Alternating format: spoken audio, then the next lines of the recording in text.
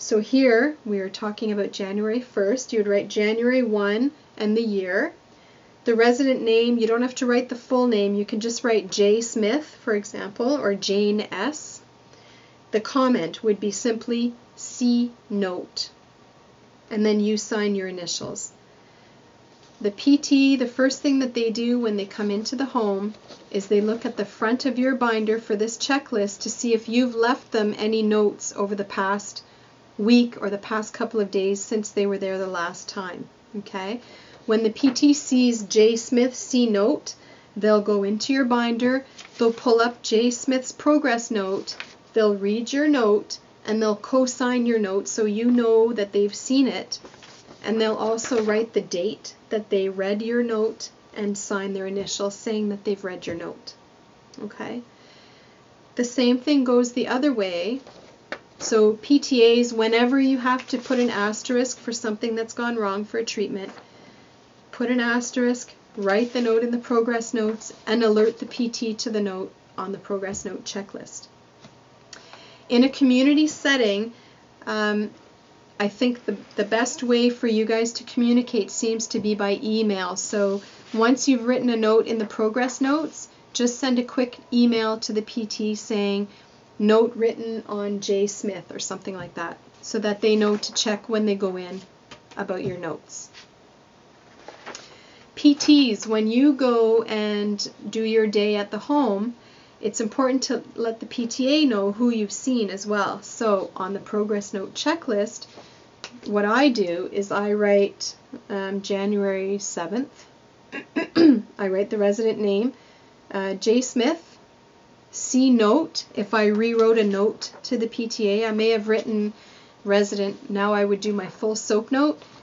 S, resident complaining of pain with pulleys. O, I would write what I find for range of motion if there's a painful arc, whatever it may be.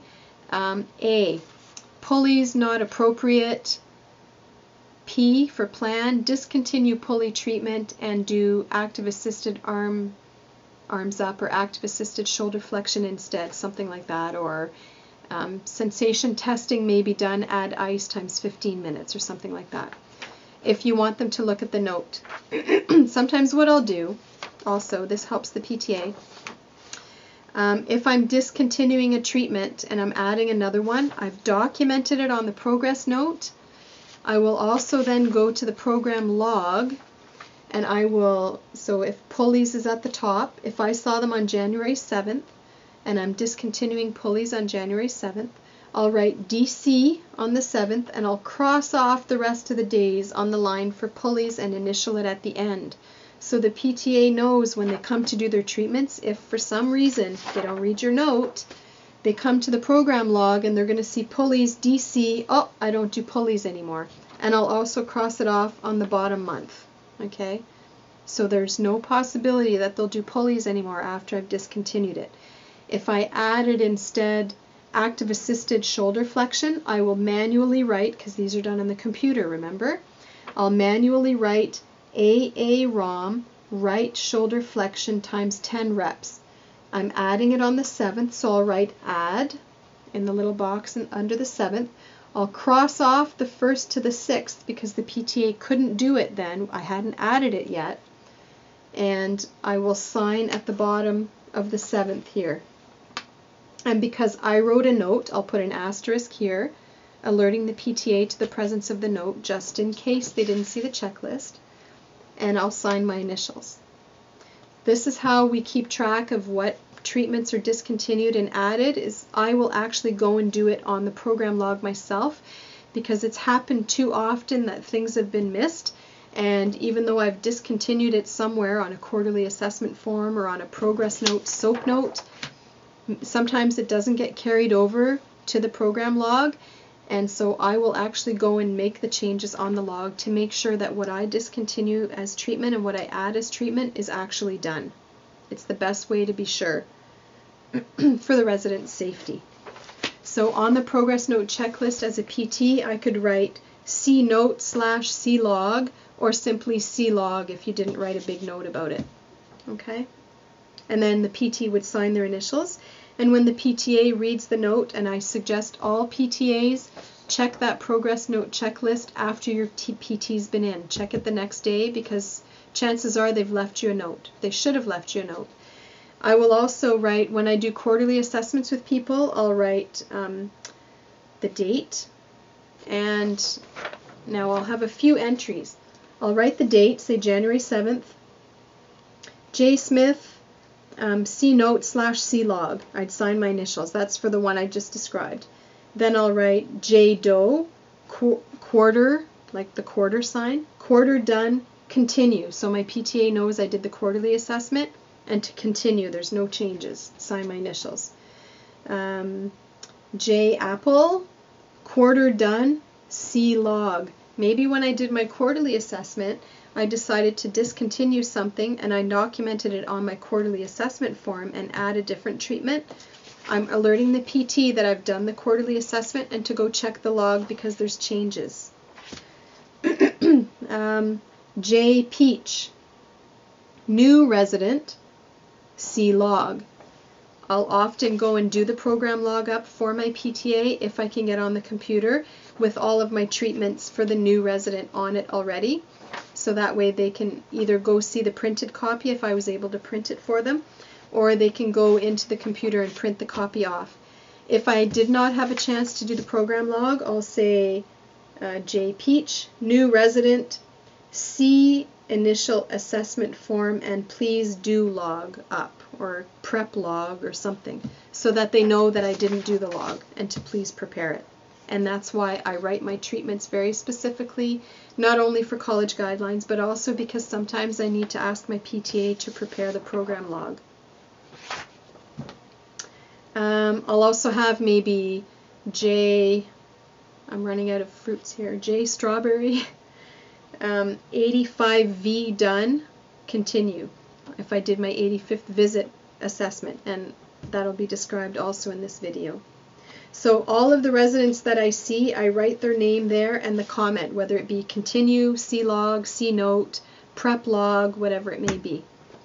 Okay? So the PTAs know everybody I've seen. And I find that this system with the program log, the progress notes, and the progress notes checklist is the best system to communicate between PT and PTA, because we're not always there together every day, all day.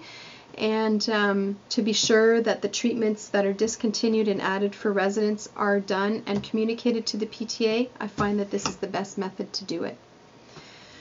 PTAs, when you receive the notification that there is a change on the log, I suggest that as soon as you see any manual changes on the log, go into the computer and change it that same day. Update it right away, because you're printing these off every 2 months.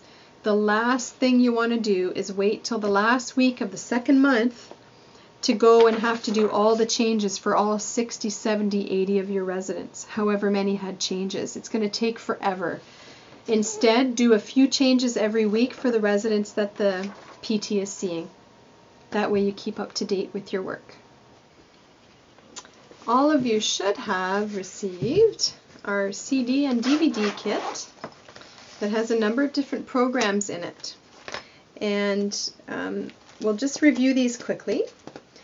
The first one is the Tai Chi in sitting and standing, and it's got a picture of a lady in a pink shirt.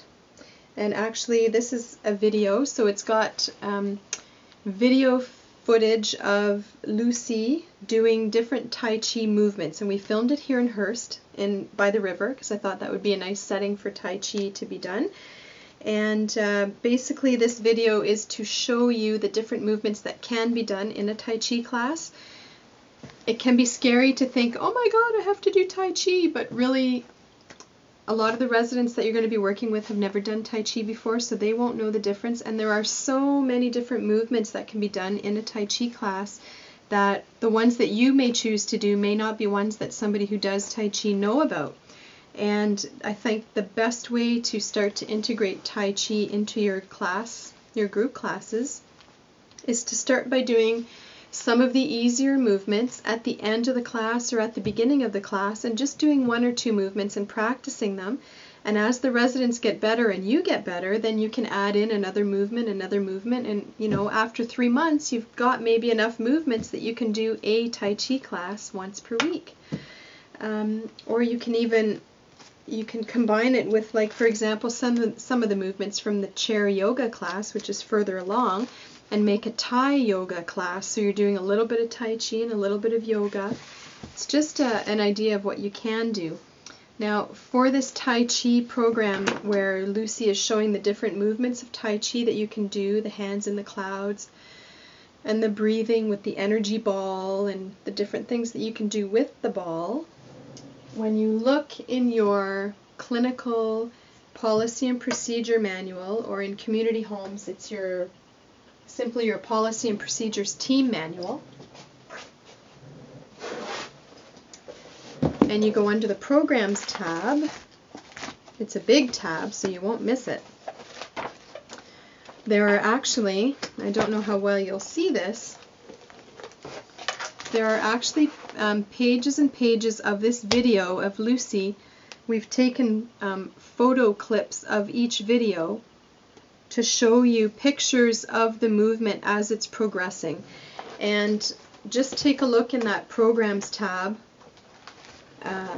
It is called programs. There's what we call the Tai Chi manual in there, and that's what it is. It's sequential pictures of each of the video movements that Lucy is teaching us here. When you look behind the disc, there is a piece of paper that describes what this disc is all about. And I suggest that you do watch it, and it will teach you some of the basic things that you can do for Tai Chi. The next one in there is the ROM dance, R-O-M dance, and R-O-M, as you know, stands for range of motion. And the first one here is a DVD, and it's got 5 different versions of the ROM dance on it.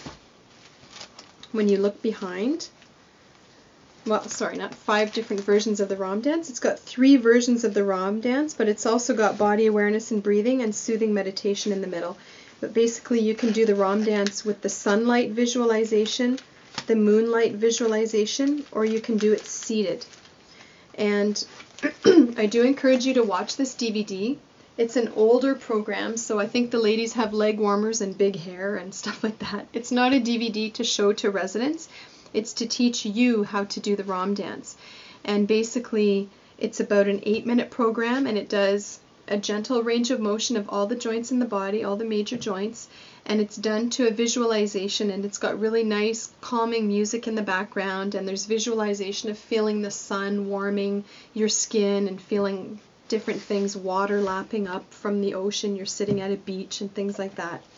And again, in that programs tab of your clinical policy and procedure manual, or for the community home, your policy and procedure team manual, there is the ROM dance in there. And when you pull it up in your tab, you will find, just need to get it here, that we actually have the lyrics for the ROM dance in English and in French. And there's also some explanations of how you can incorporate the ROM dance into your group exercise classes, and the different principles of Tai Chi which are reflected in the ROM dance. And basically how to apply the program. So the first one here is the DVD. It has the visual, it has the music, and it has the words said for you. Okay, so you can help to learn it. So it can help you learn it. The second one, which is called ROM Dance Poems and Guided Relaxation Exercises, this is an audio CD. So this one has the video, the audio, and the music. This one has the audio and the music only. So you can play this in a CD player once you know what the movements are based on what you're listening to. You can play this in a CD player and do the group without the visual. Then when you turn over, you have what's called Reflections and Currents. So here you have video, audio, and music. Here you have audio and music. This is just the music. So what this allows you to do is, once you've learned the audio, because you end up knowing the ROM dance, once you've done it enough times, you remember which comes next and things like that.